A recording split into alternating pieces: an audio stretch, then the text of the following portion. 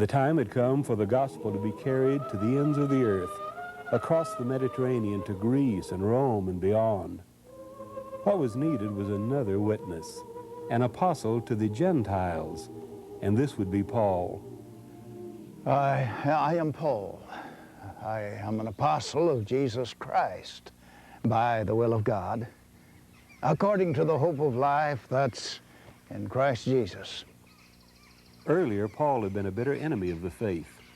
I persecuted the way of Christ to the death, binding and delivering into prison both men and women, as the high priest and all the council of the elders can testify. It was from them that I received letters to the brothers, and I made a trip to Damascus. The Damascus Road experience transformed the life of Paul. He was so zealous to persecute the New Testament church that he received letters of authority to persecute the Christians in Damascus. He would have left Jerusalem by the Damascus Gate here, traveling the Damascus Road north 230 miles toward Damascus. But as he neared the city of Damascus, the Lord appeared to him. Paul heard the good news about Jesus Christ, was baptized by Ananias. And over the next 30 years, the evangelism of Paul transformed the world of his day. He evangelized the Roman Empire, wrote 13 books of the New Testament. And those ancient words of Paul in the New Testament still transform the world today.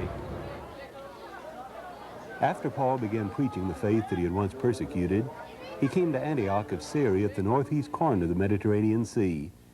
Harold Hazlip tells us about the church in Antioch.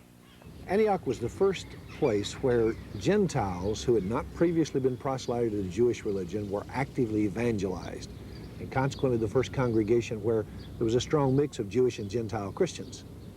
It was also the place where disciples were first called Christians, Acts 11, and the city Paul made the reporting base for all three of his missionary journeys. And incidentally, Antioch remained one of the 5 most important centers of Christianity for at least the first 400 years of Christianity. In Acts 13, Paul set sail from Antioch on the first of his great missionary trips. Paul and Barnabas preached on Cyprus, then went to Asia Minor and established churches at Antioch, Iconium, Lystra, and Derbe, and then sailed back to Antioch in Syria.